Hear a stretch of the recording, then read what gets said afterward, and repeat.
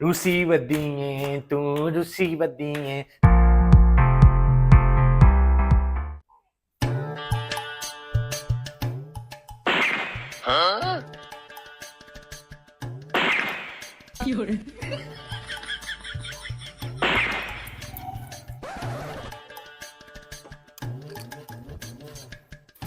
अस्सलाम बाबा जी। वालेकुम अस्सलाम। हाँ बच्चे किवें आया है? ਬਾਬਾ ਜੀ ਮੈਂ ਤੁਹਾਡਾ ਬੜਾ ਨਾਮ ਸੁਣਿਆ, ਅਰਜ਼ ਲੈ ਕੇ ਆਇਆ ਤੁਹਾਡੇ ਕੋਲ। ਤੁਸੀਂ ਸੁਲ੍ਹਾ ਕਰਾਉਣ ਦੀ ਕਹਿੰਦੇ ਬੜੇ ਮਾਹਰ ਹੋ। ਜਿਨ੍ਹਾਂ ਦੀਆਂ ਕੋਈ ਬੇਗਮਾਂ ਰੁੱਸੀਆਂ ਹੋਣ ਤੁਸੀਂ ਉਹਨਾਂ ਨੂੰ ਮਨਾ ਦਿੰਦੇ ਹੋ, ਉਹਨਾਂ ਦੀਆਂ ਸੁਲ੍ਹਾ ਕਰਵਾਉਂਦੇ ਹੋ। ਮੇਰੀ ਬੇਗਮ ਨਾਰਾਜ਼ ਹੋ ਗਈ ਬਾਬਾ ਜੀ, ਉਹਨੇ ਮੈਨੂੰ ਕੁੱਟ ਕੇ ਘਰੋਂ ਕੱਢ ਛੜਿਆ ਤੇ ਮੇਰਾ ਹੁਣ ਗੁਜ਼ਾਰਾ ਨਹੀਂ ਹੈ। ਮੈਂ ਕਿਵੇਂ ਘਰੋਂ ਬਾਹਰ ਰਵਾਂ? ਤੁਹਾਡੀ ਮਿਹਰਬਾਨੀ ਹੈ ਬਾਬਾ ਜੀ, ਮੇਰੀ ਸੁਲ੍ਹਾ ਕਰਵਾ ਦਿਓ।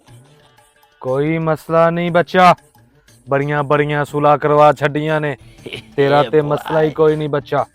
चेलिया थल्ले उतर पे ते समान बन ला ते चलिए। मार वे बच्चा मोटरसाइकिल नू किक। ਚਲੋ चलो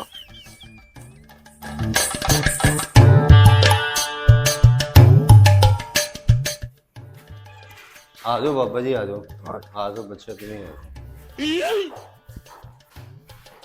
ਲੋ ਬਾਬਾ ਜੀ, ਇਸ ਤੋਂ ਅੱਗੇ ਹੁਣ ਤੁਸੀਂ ਜਾਣਾ ਉਹ ਦਰਵਾਜ਼ਾ। ਮੈਂ ਗਿਆ ਤੇ ਫਿਰ ਸਾਡੀ ਲੜਾਈ ਹੋ ਜਾਣੀ। ਤੁਹਾਡੀ ਮਿਹਰਬਾਨੀ, ਹੁਣ ਤੁਹਾਡਾ ਹੀ ਕੰਮ ਹੈ ਉਹ ਦਰਵਾਜ਼ਾ। कोई मसला नहीं बच्चा, आजा चेलिया।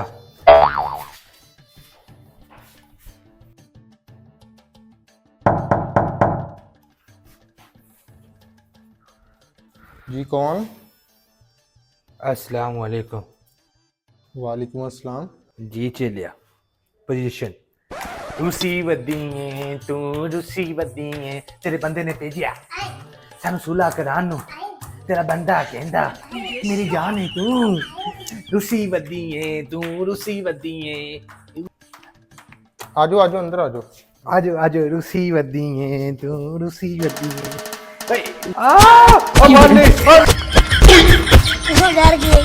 नहीं नहीं नहीं, ओ ना छोड़ दे, ओ नहीं, ओ नहीं, एक बार छोड़ दे, ओ खाना आए मार दे, बाबे को मार दे।